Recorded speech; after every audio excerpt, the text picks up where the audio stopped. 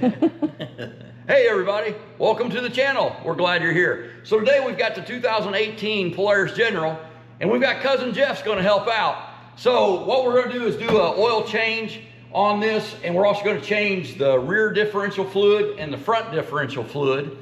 And we've got a set of brake pads for the front and rear. We're gonna put those on. And then finally, we're gonna grease the wheel bearings with this wheel bearing greasing tool. So, got a professional mechanic along with us. Yeah. Cousin Jeff. And we'll get this done. Follow along. Woohoo. Hey, baby. Hi, sweetheart. Yeah, there you go. You're just gonna sit in your chair and watch everybody. Yes. So, the first thing let's do, go to the other side there, and we're gonna release this hood release, and this bed dumps, basically. Can't remember how it does it. There we go. All right, so that gives us a little more room. And then the next thing we'll do is disconnect our strut so we can tilt this harder out of the way.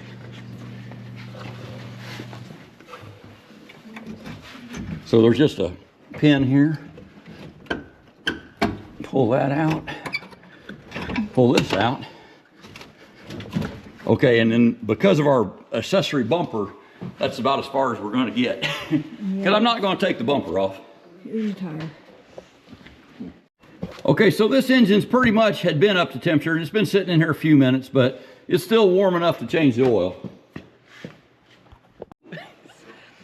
I said, I think this thing needs a bath. Why are we working on something this dirty? Because it's too cold outside to wash it. Okay. So underneath the General, the rearmost plug, that one is for the transmission. And then the one up here is for the engine oil. So we're going to drain both of these because we've got both sets of oil to refill. Okay, and it takes a 6mm Allen wrench to take the oil out of this. And I've got one on a socket.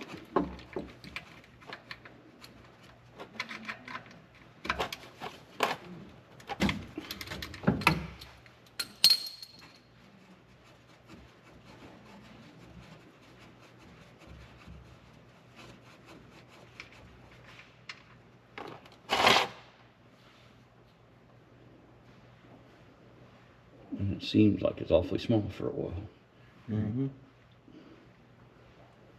But oil came out, so it must be an oil plug. Some sort of fluid. Yeah, being exactly. drained at this moment. Got a lot of viscosity to it. Oh, there you go. And our professional mechanic said he wouldn't work on anything this dirty. I can spectate.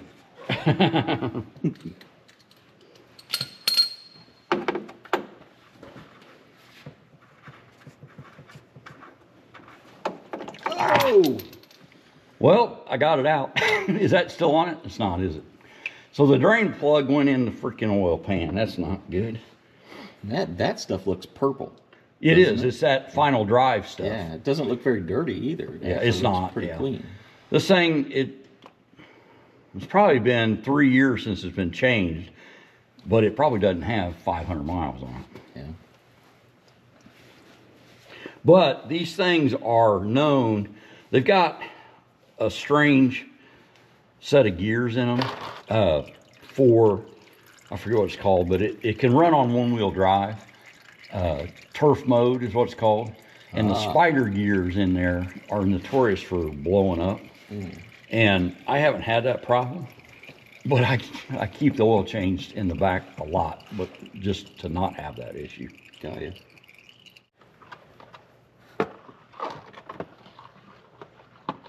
It's gotta There be it in is. there. Grid search. That light's blinding me. Is there a washer on that still? I don't know about that. Look how big these plugs are. I wonder why the rear one is so much bigger. These evidently was right, but I would think this big one would be the oil drain and this would be the thing, but obviously it's not. Well, isn't that what the guy said on that Rocky Mountain ATV video? What do you say? They were screwed up plugs? I thought he said it was 8mm oh, for the oil drain. and it wasn't. My oil drain is 6mm. Right. I don't. Who knows? Yeah. I know this plug is not going to fit where that one came from. Those two are definitely not interchangeable. I can go ahead and put these drain bolts back in now.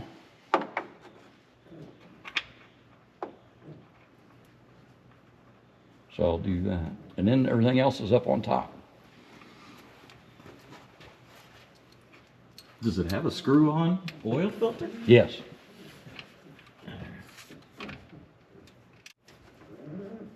Okay, so snug that down without stripping the threads.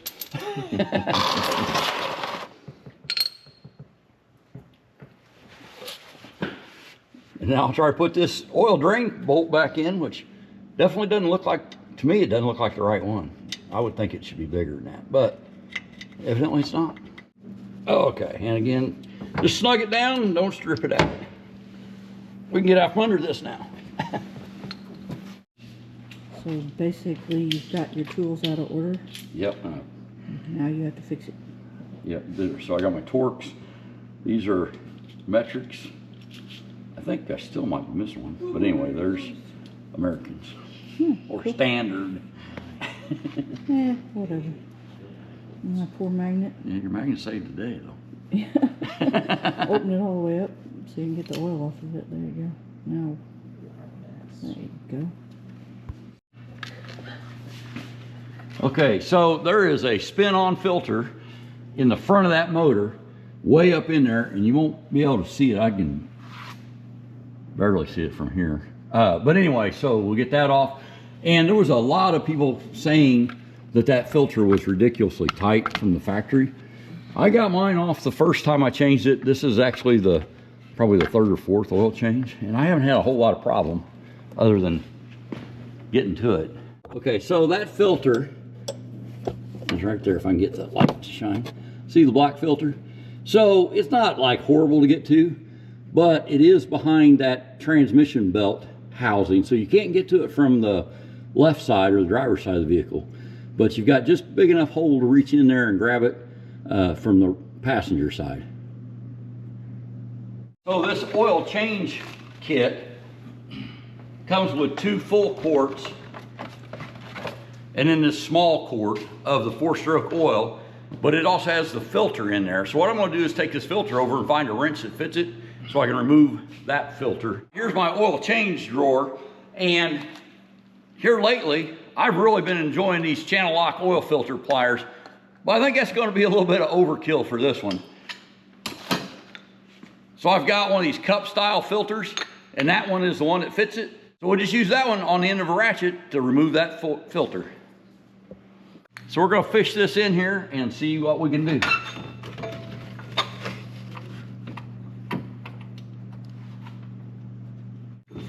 Well, that's not working. Cousin Jeff, why isn't that working? I can't even see anything from this side. I know. It's definitely a blind operation. Ah, it turned.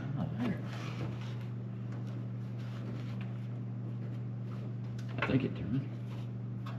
Yeah, Oh, yeah, it's turning. Now I should be able to do it with my hand. Yep.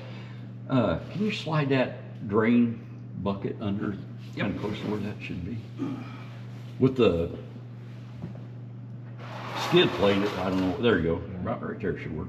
With the skid plate on it, I don't know where that oil's going to end up. Right. But we got a shot at getting it in the pan now.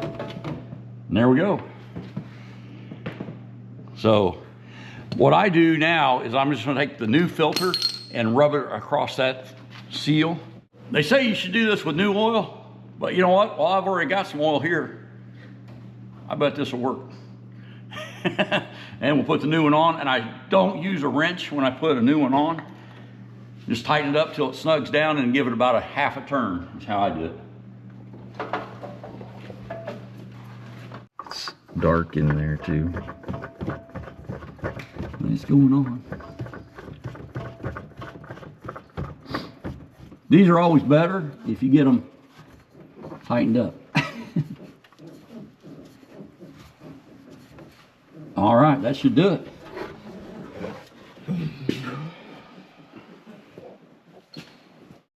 All right, so we've got 2.5 quarts of this PS4 oil, and we're going to add it to the engine.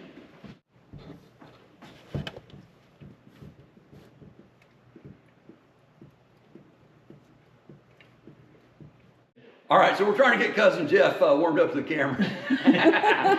But here's our 1/2 quart jug, and I'll tell you what, I mean, I would go ahead and do a oil change in a car with these little cute things. These are like the airplane liquor.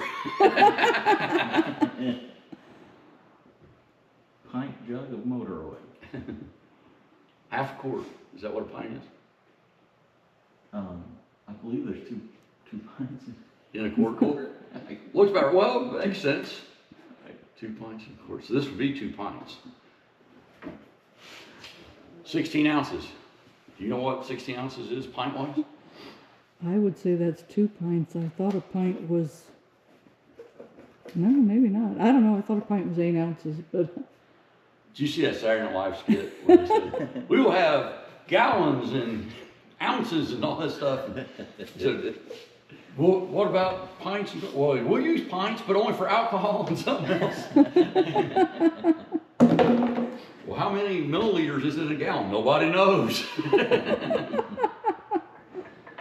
Oh my God. Easy peasy. All right. Cousin Jeff, you want to pull the air cleaner out of that? There's an inner and outer cleaner. You can stand here. Depends on how dirty I'm going to get. It's pretty dirty. So the air filter's got an inner and outer element. I think that just lifts off that little box. There you go. There we go. So I'll get the air filters. For as dirty as the vehicle is, this thing's really clean looking. Okay, and I use that outer skin. That's not a Polaris thing, Ah, but I go ahead and use that. what's And it can called? do Outerwear? Called Outerwear's pre-filter. I'm a big fan of those. Yeah, I can see why. Yeah. Well, the important part of the filter is clean on the inside. Exactly. Oh, it's awfully thick. Maybe there's not. Okay, maybe there's not. It doesn't seem to be an inside piece. It looks Nope, like okay. one thing. I got so much equipment that's got stuff. I can't ever remember which is what. Okay, so here's our new filter. Yep, just single filter, I guess. Okay, Cousin Jeff, you do the honors. Don't forget the pre-filter. Yeah.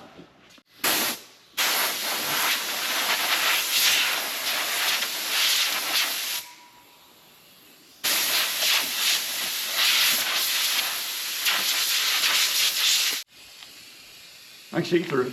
Beautiful.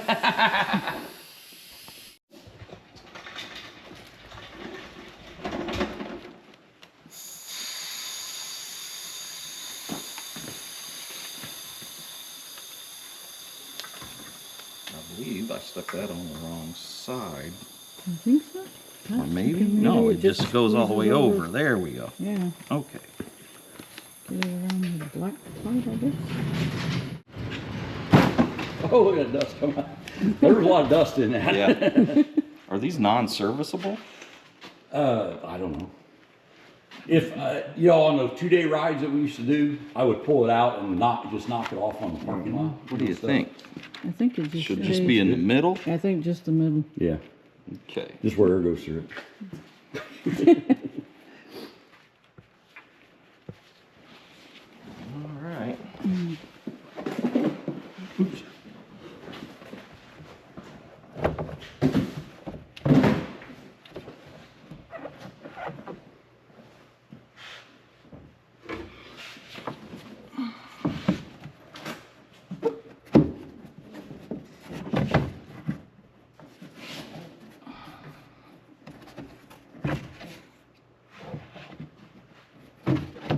There we go.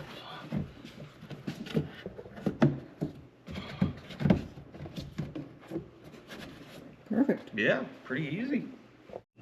All right, nice job, camera girl. So we're gonna put this strut back in and close the bed because to add oil to the transmission, which is 1,300 milliliters, my little bumper's right in the way.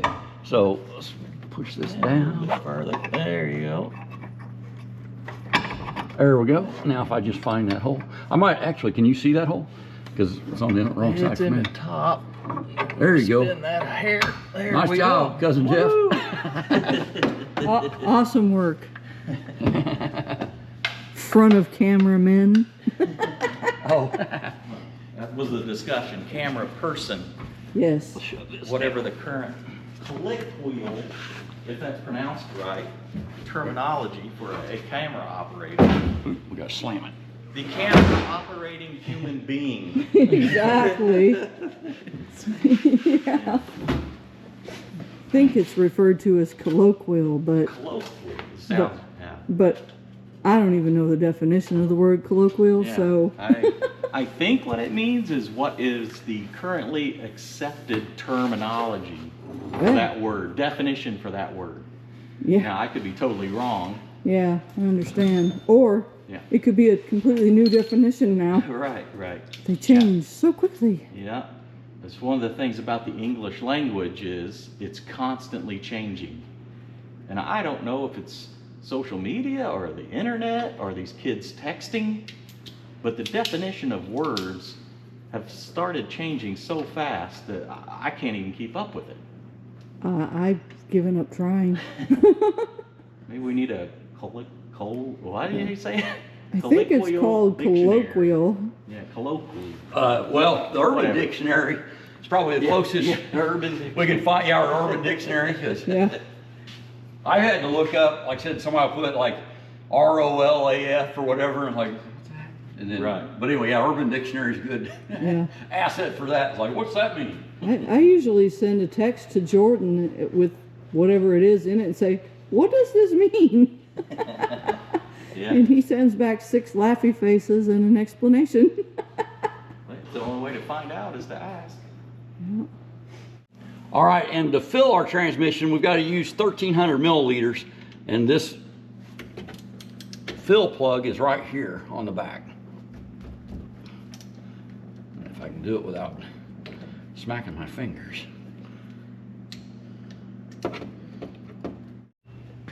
These impacts are lifesavers. Like, why bust your knuckles using a ratchet when you just hit it with an impact? So let's see if we can do this without stripping these threads out.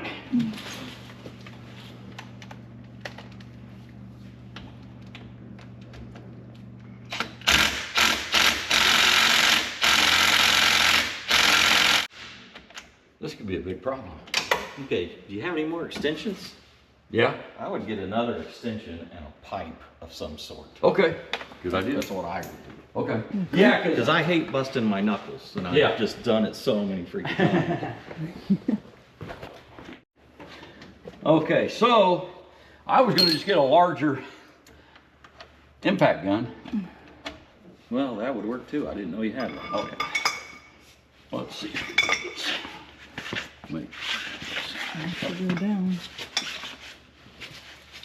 There she goes. Wow.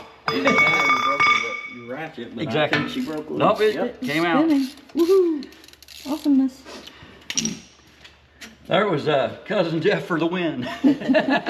No bloody knuckles or Exactly. anything. You can't beat that. I don't know why that would be so tight. I mean, it came out probably 4 years ago.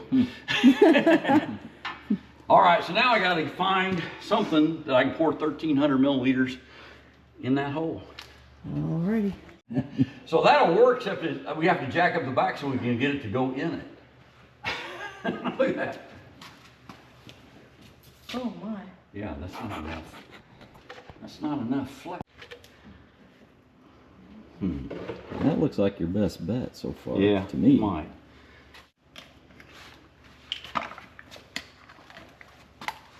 So we've got to put 1,300 milliliters in this. And this quart has 946. Well, it's going in the hole pretty good. Doesn't seem to be leaking, so I think you're okay. You want to take this quart and put 350 milliliters in that. Okay. Might want to do it near the camera. If I dump this, it's gonna be more fun though. No, don't dump it. This is that purple fluid. Remember you said it was purple coming out? Okay, there's 300, okay. All right. So about 350, you say? Yeah, it'd be actually 4 milliliters less. Yeah, you're on your own for that. It said it didn't matter if it was a little over. I don't believe there is a dipstick even on this. Okay.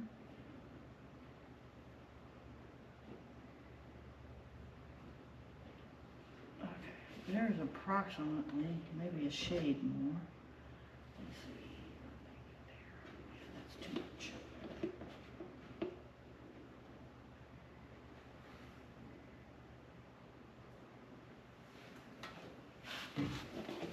Okay, there's 946 in the hole.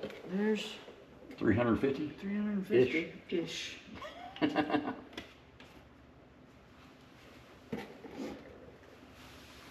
And what I do, I'm just going to throw away the rest of that in the jug because I've saved that 2 or 3 times. But you never end up having enough to actually do a full oil change. So Is it not useful for anything else? if it ever got low, it would be. But no, it's really not.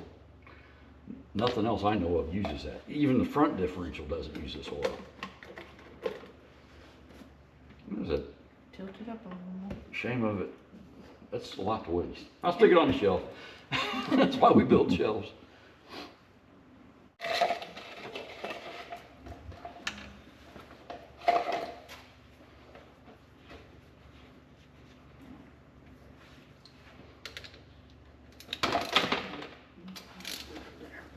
Okay. All right, so it's snug down. Hopefully it won't be so tight that we can't get it loose next time. Okay, so the drain plug for the front differential is right in the center, and it's the same 8mm Allen as most of the rest of these.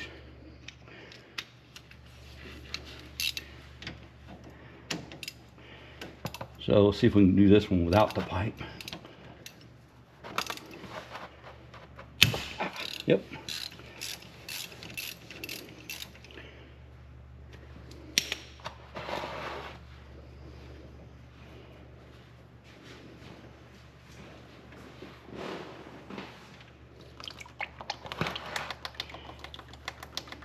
So the back one was purple fluid. This one is, looks like regular oil. Regular oil colored Butterscotch. butterscotch. There is the fill. So that's going to be a little tough to get in there, but I think we'll be able to get it done with our big filter, big funnel again.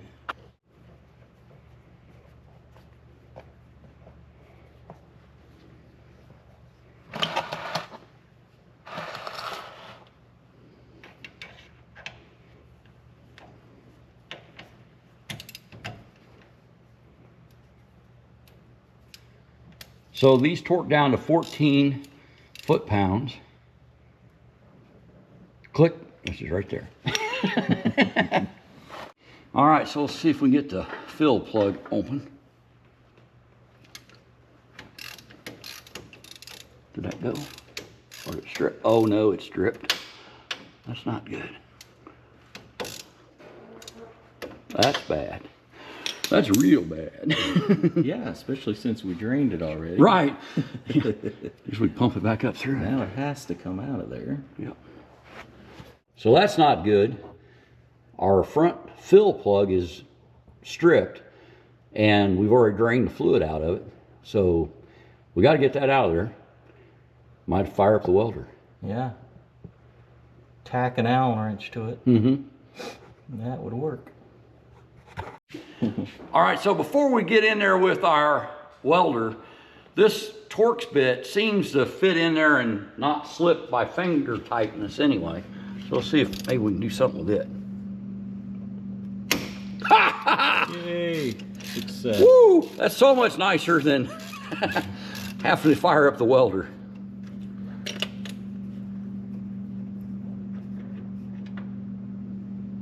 Let me look at this thing. Maybe it's supposed to be a Torx.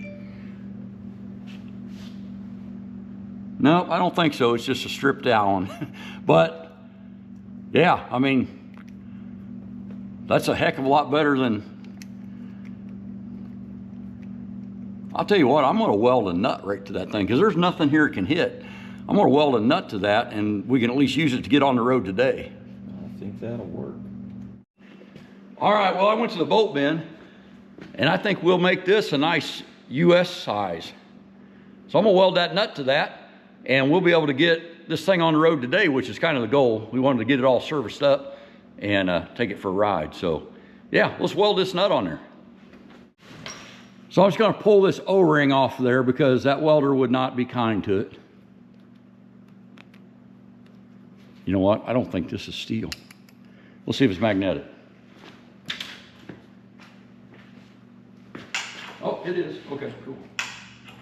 Just, it feels so light. It's like, is that aluminum? I hope not. All right, I'm gonna clean up the end of this and we'll just weld that on there. You won't get it overheated so much that it would like melt or ruin it? Nah, Okay. I don't think so. Famous last words. I think that ought to work. Yeah, so with our little fixture clamp, I think we can weld this up. Okay, let's see what we can do. Okay, everybody got eyeballs?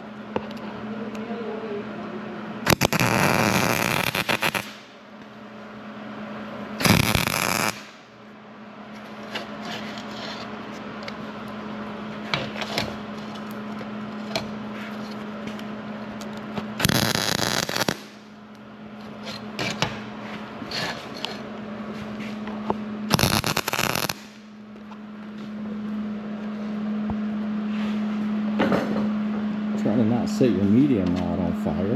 I know. Oh, no doubt. A little. Yeah, because I know from the footage of the Great White concert that the foam is extremely flammable. Oh, yeah. Okay, as long as I didn't make the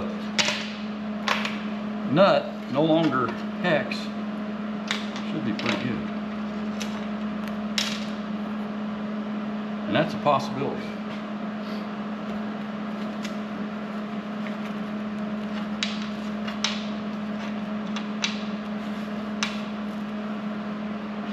Get my 9/16 socket, see if it'll go on there. All right, that thing's still smoking hot, but here's a 9/16 socket. And that fits right on there. I think what I'm gonna do is I got it welded all the way around the outside of that hex. I think I'm gonna put a bunch of weld in the middle of it too. You know, better safe than sorry.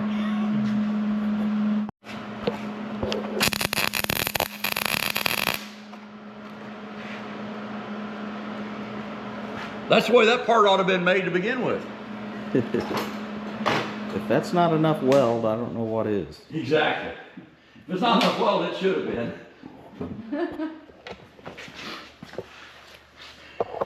Let me get my socket and make sure I didn't mess up the hex. I believe it might not fit now. Looks like there's weld spilling all over everywhere. I thought that too, but then you put the socket on and it went on. Well, we'll find out in a second. Or for Be a little warm. Look at that. needs a little grinding. No, it don't need no grinding. That's perfect.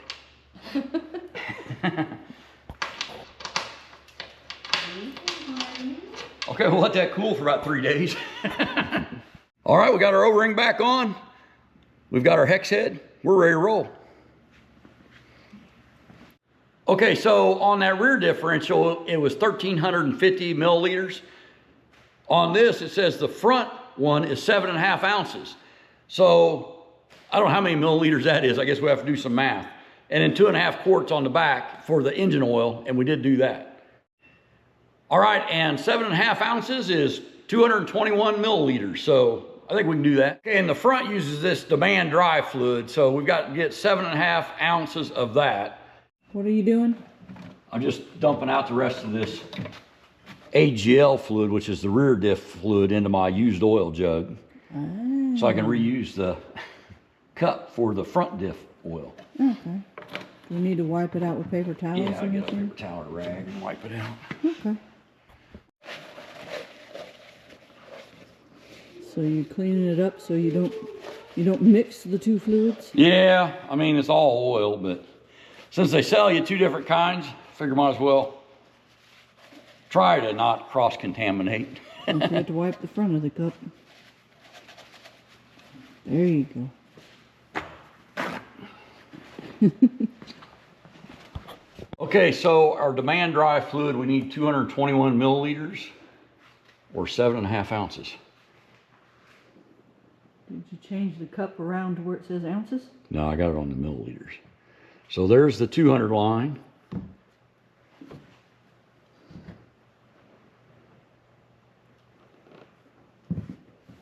So there's the 200 line, and there's the 300 line. I bet that's 220. Spin it around and see what the ounce size says. So on the ounces, it's even less of a scale. So there's 8. Is that 8? Yeah, there's 8. So it's almost 8 ounces. So, and it was supposed to be 7.5. By the time we spill a little bit, it should be right there. Well, I think that'll work just like the other one did.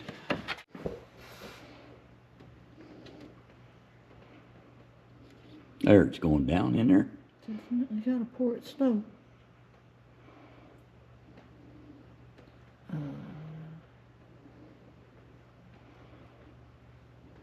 So I will order a new plug, but for today, that one will work.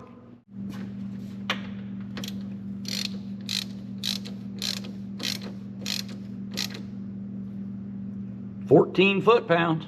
Click. All right, so we've just going down the rundown. We've changed the oil in the engine. We changed the air cleaner in the engine. Cousin Jeff did. And then we changed the transmission fluid in the rear and also the front diff fluid. So we're ready to throw some brakes on this, and we're gonna ride it down to the river and have some tenderloins.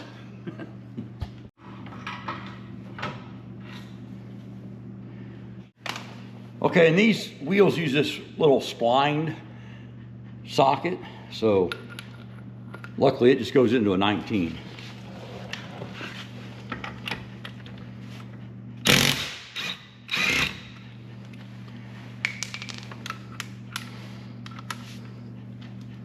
So when I first saw those, I thought it was some kind of like security wheel or something, but that's just how they are.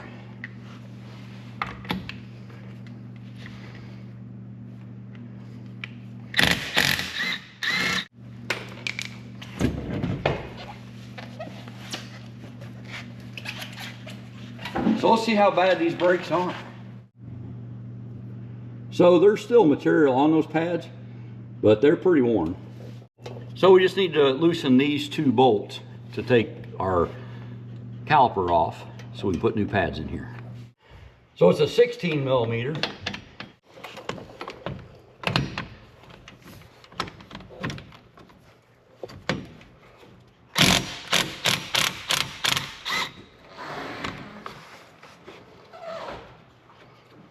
I didn't find any.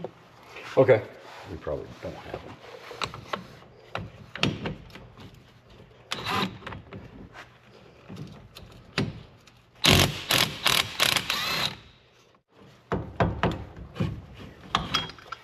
Okay, now then. So both those pistons are out quite a bit. And like I said, I'm going to use this C-clamp on the old brake pads and push both of those in at the same time. And if you just go slow and easy, it slides back in pretty easy and smoothly.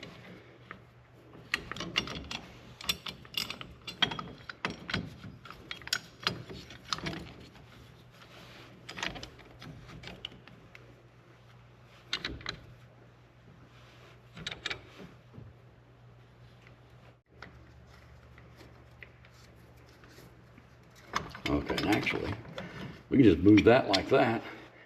All right, so we got to take this set screw out.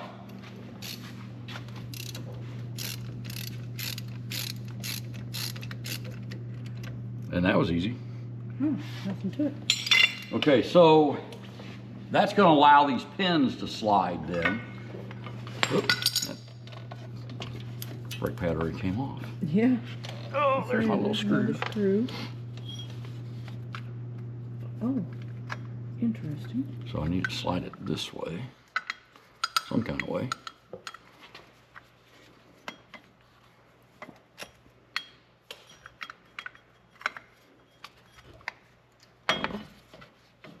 There we go. So I can push that now to get that off. And then get it off the other side. Okay, so you know what? Those aren't horrible. They're a little worn. Let's get a new one and compare it.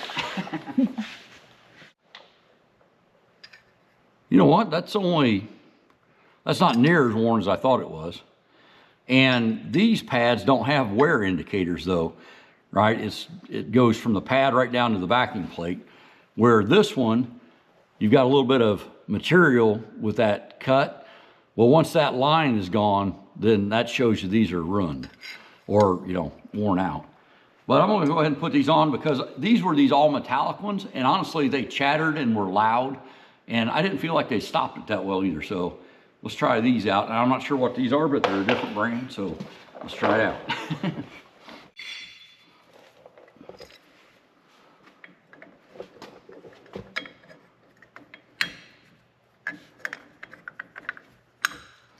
There's that one. Here's our second new one.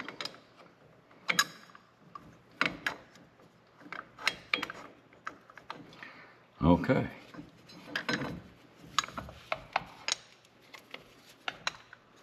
Push that down so it doesn't come back off. So the last thing we're going to do is grease this wheel bearing, and to do that we have to pull out this cotter key and take this nut off.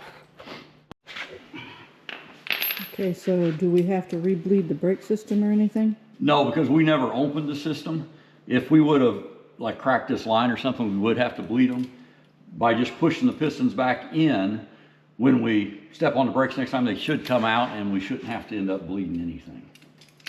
Okay, cool. Except money. Well, that's a part of it.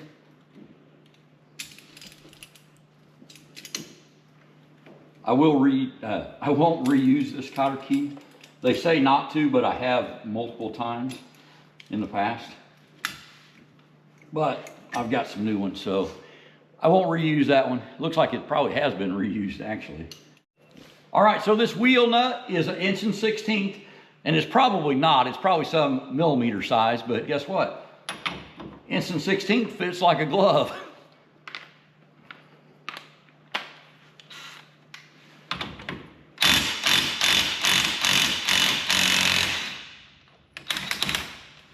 Now we're just going to pull the hub off. There we go. And it actually looks pretty good for grease, but we're going to use our greasing tool. So you can't over-grease it as in you shouldn't over-grease it? No, you cannot. It's not physically possible. Oh, okay. That's what I wanted to know. Well, a lot of seal bearings, people say, be careful how much grease you put in it because it can blow the seals out of them. Yeah. There's no seals in this. It's just an open bearing. So we'll take our Super ATV greasing tool and put in there.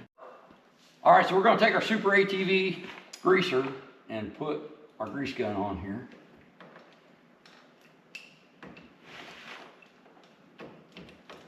And see if we can grease this.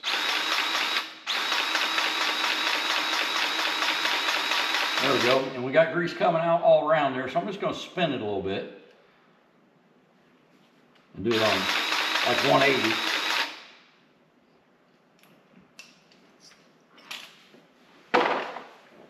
Pull it out. And we seem to have plenty of grease in our wheel bearing. Excellent. Okay, so we'll put our hub back on. Let me wrap this thing up a little bit so I don't get grease everywhere. Too late. Yeah, probably is. And we'll put our hub back on.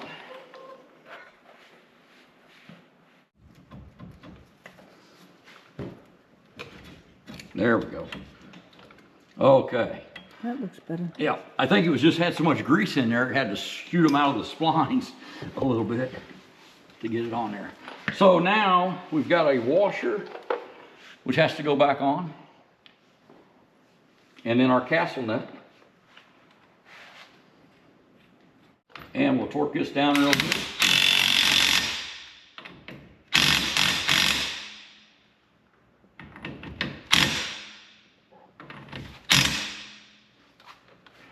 And we'll see where we can get a cotter key through. All right, so as promised, a new cotter key. Cotter pin? Cotter pin, yeah, cotter pin, key, whatever, I don't know. And what I do with these is just bend it that way and that way. And then usually using a hammer, just tap that down. Okay, now all we got to do is put our brake caliper back on. Get the bottom one started.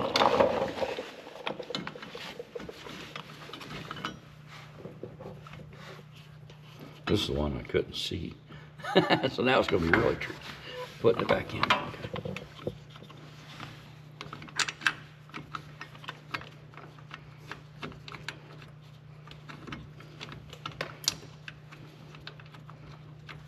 That was lucky. Yeah, very lucky. It's in. The crops are saved.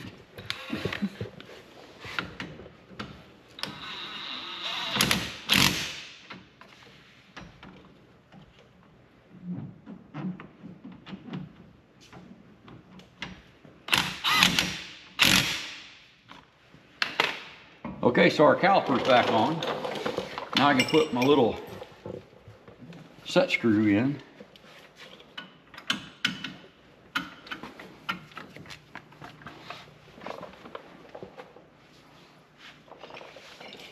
Okay, so the set screw just goes in the back of this top caliper bolt. Let me do it this way.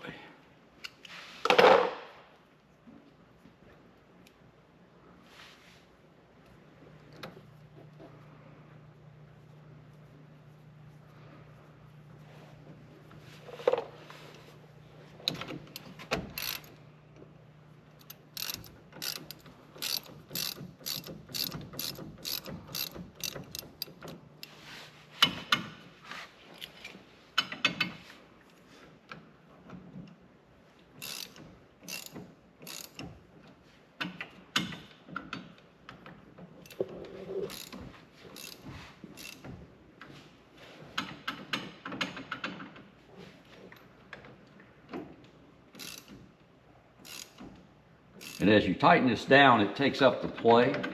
You see how it's getting, and so they say that's how you can eliminate the brake chatter on it, is with those pistons all the way pushed back, adjust that so that the brakes just barely drag.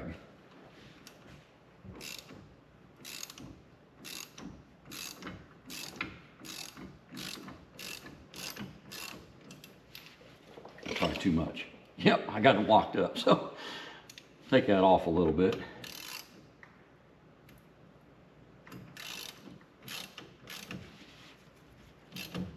Oop, wrong way.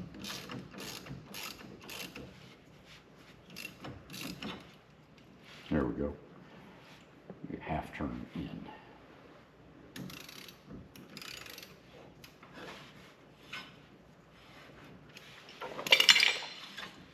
Okay, so that, I like that, and you can see there's not a lot of chatter there. Now when we hit the brakes, obviously those pistons will come out, and that's what applies the brakes. So now we just put our little mud guard back in. So we'll put this little torque screw back in to hold our little plastic guard on.